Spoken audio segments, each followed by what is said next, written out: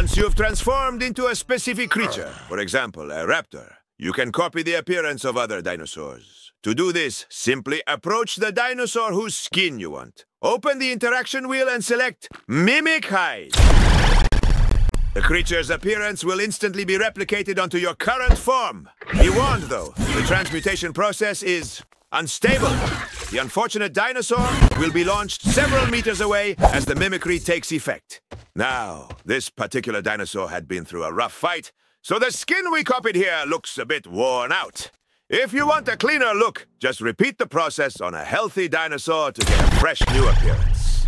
If you ever want to recover your original appearance, just use the transmutation button again from the interaction wheel. You can select any species, including the one you're currently using, to revert back to your default look. Experiment and create your own ultimate creature.